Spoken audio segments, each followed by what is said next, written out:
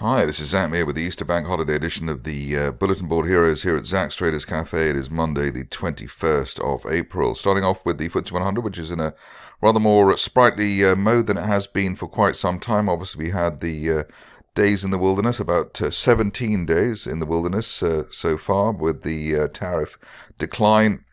Here you can see we've had two bounces off the floor of that rising trend channel from early last year. So we're back in the uptrend that we had for all that time, and we are back in that trend while we're above currently now the 82.10 level. Initial target, the 200-day moving average, 83.35, let's call it, and then after that we can dream of returning to the area of the 50-day moving average around 85.50, but let's just get back above the 200-day moving average. And also RSI 50, we're still below that level, 47, although we did have the early bird signal there around the 88,000 to 8,100 level when we broke the RSI resistance line from last month. This stage, only a severe end-of-day close back below 82.10 would take us back to, say, having to test the 8,000 area one more time. Moving on to the DAX, and here the situation, that of a market which is sort of not sort of half full or half empty, right in the middle. The resistance line there from last month broken. That was broken around the 21,000 level. Above that, I suppose we're looking for a way of filling the gap up to 21,700 and ideally returning to 22,500 and the old support that we had for February and March, as well as the 50-day moving average. RSI still below neutral 50, so there's still a chance of having to test the 200-day line and the 20,000 area before we get a sustained push to the upside. Moving on to the Dow, and here the situation is that of a market which is in a different place to the other markets we've looked at. So we've had the rally here. We're already nearly halfway down in terms of the decline from the recent peak, 40,800. Still the risk of testing the 38,000 area, which was basically the proper support for this market, April-May support last year. And we are looking at that, especially while we're below, well, on the wrong side of 40,000, and also while the RSI remains below neutral 50. We haven't had the RSI back above neutral 50 since the 20th of February, which is a remarkably long period of time. Next up is the situation at Bitcoin, which in a way looks a bit like the situation at the FTSE, although the markets have got nothing to do with each other. Here we had the breakdown, but we're back in the rising trend channel, and we've been so for the last week or so, back above the 50-day line, and finding resistance there at the 200-day moving average, 88,000.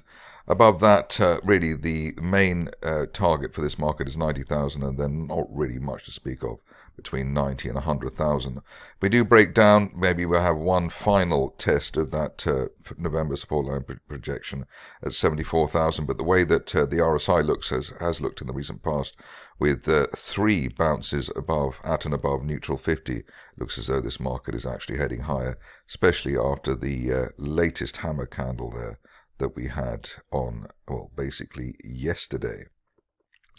Moving along to gold, and here it's the star of the show. It has been the star of the show for quite some time. The situation now, though, is that stretching up to our best case scenario target at 34.30 now, it looks as though it's a little bit of a stretch in the near term, but at least while we're above recent resistance around 32.50, looking for 34.30 perhaps by the end of next month, or hopefully a bit sooner. A bit of bearish divergence coming in there as well. So higher high for this part of April, but lower RSI trace. But the worst case at the moment is probably a move down to 31.80, which was the initial April peak. Moving on to the stocks, and starting off with a few, well, we've actually got a few in the mix that we haven't looked at for a while, which is perhaps interesting to some. First one is Angle, where there's been bullish divergence on the latest turnaround. We're also back above the old March support there at 8.75 pence and looking for 12 pence, perhaps by the end of next month, at the top of that broadening triangle there from the beginning of March. We're also pushing against a dead cross there between the 50 and 200-day lines, so that might indicate some strength. And the other point, I suppose, is that what type of person would be buying into Angle just before an extended Easter break. So that is hopefully a positive sign. Stock which is recovering quite well at the moment is Aferian, and from a technical perspective it's even more exciting in the sense that we had an unfilled gap to the upside off the low, which was a bear trap gap reversal around the 2.5 pence level, and we pushed ahead ever since, looking for a break of that resistance line there from November to take us up to as high as 5.25 pence by the end of next month. The overall pattern here, obviously a bear trap island reversal, so gapping down there in February and gapping up this month, which is one of our favorite signals, largely because it tends to work well. Bezant is next, and here we've also got a stock gapping higher. Gapped higher at the end of last week. We've got rising 50 and 200-day moving averages. We've had a bounce off RSI 50 as well. So everything looking rather good at the moment. Going into a golden cross, hopefully sometime next month. Target here, the top of the range at 0.04. Perhaps as soon as the end of next month, while we remain above the 50-day line at 0.022.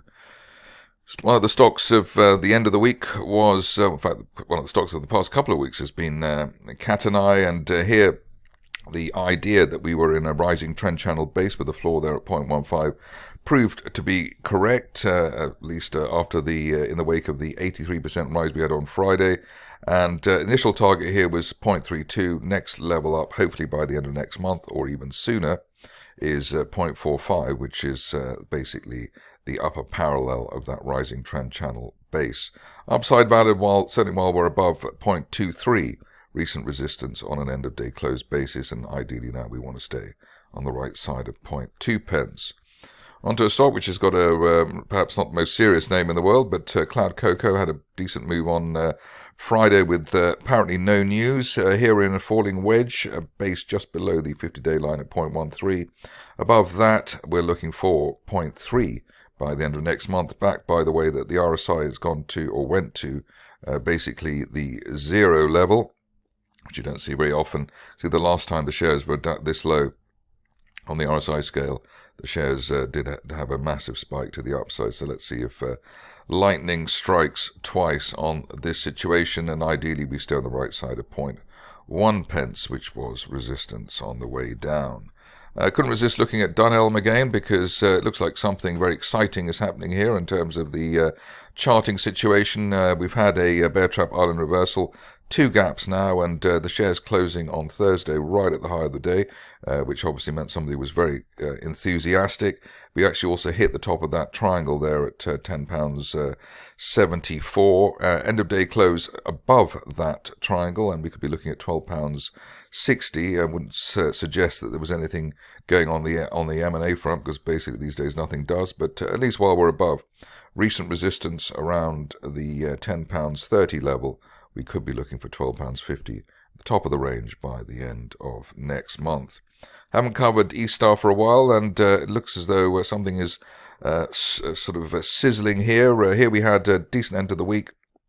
Gap close buy signal as well above 0.97, and also closing above a falling 50-day moving average and recent resistance at 105. Above the 50-day line at a penny, looking for up to 1.65 by the end of next month, on the basis that we've had a gap close buy signal and it's a bear trap rebound from below the October support there at 0.96. On to GreenRoc, which seems to be back in business. In fact, we've already hit our first rather ambitious target there at 2.4 pence. Above that, looking for a fresh leg to the upside, hopefully 4 pence by the end of next month, which is the upper parallel of that broadening triangle base from last summer. And the longer we can stay above recent resistance around 2.15 pence, the greater the chance of a move to 4 pence by the end of May. The other point to note is that both the 50 and 200-day lines are both rising, so maybe the market looking forward to Trump taking over Greenland and coming up with the goods there. On to Helix, another company where maybe the market's looking for the company to come up with the goods. Here, the smell of helium, if there is one, or at least the appearance of helium, and more accurately, could hopefully get the shares back up to 21 pence, which is where they were back in November. We're looking for that by the end of next month, while they stay above 14 pence on an end-of-day close basis and stay above the 50-day moving average. Moving along to a stock which I haven't looked at for ages, but I did interview the company a few months ago, Kavango. Here we've had two gaps off the low. That suggests something's going on, especially that somebody's buying the shares on Thursday. The initial target here, 1.14 pence by the end of next month, while we remain above the 50-day moving average at 0.68. So we're expecting something to happen at Kavango. A stock which has been threatening to turn around for quite some time has been Mirriad, and here you can see we've got a rising trend channel base. It's been in place for ages. Obviously, somebody keeps on selling the shares in the 0.35, 0.4 area, but at least that leaves us scope for another move to the 0.35 to 0.4 area, hopefully sometime over the by the end of next month, and helped along by the way that we had a nice weekly close above a rising 50-day moving average. That can be in itself a decent buy signal. Ideally, obviously, we stay on the right side of 0.2 pence, whatever happens. On to Narf, which had, I think, a big contract win a while ago, and then had a rally associated with it. Obviously, some of the weak hands took a profit there at the 200-day line, but we're back above a rising 50-day moving average. We didn't need to test it, so we're that strong. So this looks like a decent turnaround. Initial target here, 0.8 pence, hopefully over the next week or two. 1.2 pence, perhaps, even as soon as the end of next month, but we need to stay above that 50-day line at 0.4, so a decent risk-reward situation there. Haven't looked at Powerhouse Energy for a long time, and as you can see from the chart, it's probably a good reason why. But just the first signs here of a rising trend channel base, so multiple days there just bumping along that line. And if that is the case at 0.48, we're looking for the shares to fill the gap there up towards the 0.6 area, maybe a little bit higher than that. Best case would be the 50-day line there at 0.7, but obviously we need to stay on the right side of that line at 0.49 to 0.48. That's it from me today. More updates in the more normal fashion during the week.